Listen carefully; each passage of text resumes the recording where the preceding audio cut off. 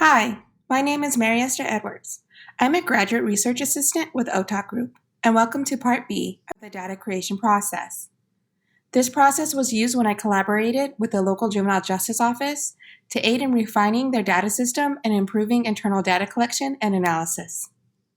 In this video, we'll discuss how to clean raw data for analysis and steps 8 and 9 of the data creation process.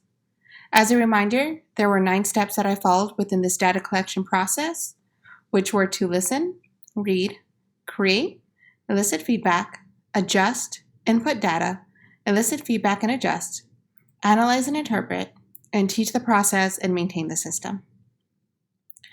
Before I was able to continue to step 8, analyze and interpret, I had to clean the data to prepare it for me to analyze.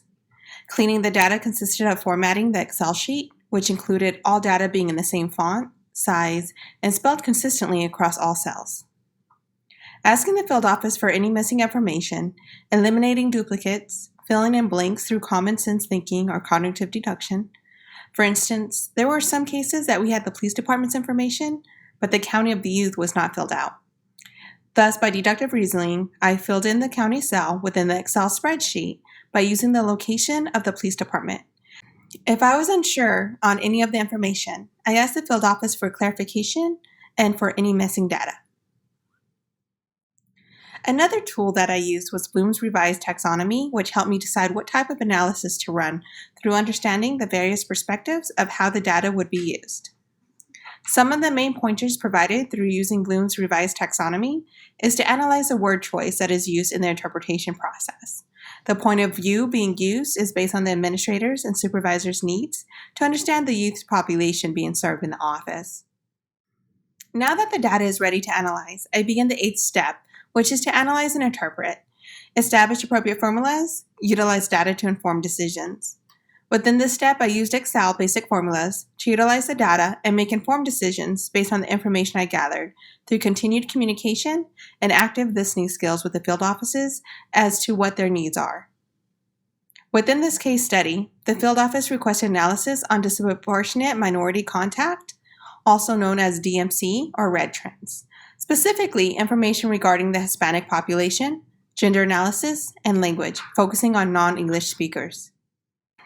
The next couple of graphs are based on the data collected from the 25th Judicial District from July 1st, 2019 through February 20th, 2020. This data covers information collected based on the intake officer's job duties, such as the completion of the Kansas Detention Assistant Instruments, the KDAIs, or receiving notices to appear, the NTAs, and completing Level 1 and Level 2 intakes on youth whom are referred to juvenile services. This table indicates that 53% of referrals completed only an intake between July 1st, 2019 through February 20th, 2020, while 9% had either a KDAI or NTA filled out.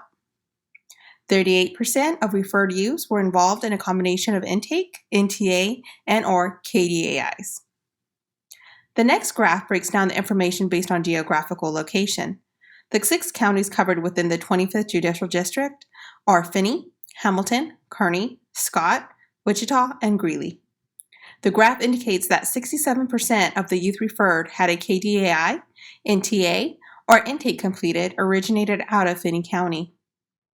The next graph is a breakdown of how youth were referred to the 25th Judicial District Juvenile Services by ethnicity, Hispanic and non-Hispanic, and gender, male or female, from July 1st, 2019 through February 20th, 2020. In summary, 64% of the youth were identified as Hispanic, while 36% identified as non-Hispanic. 75% of youth were identified as male, while 25% were identified as female.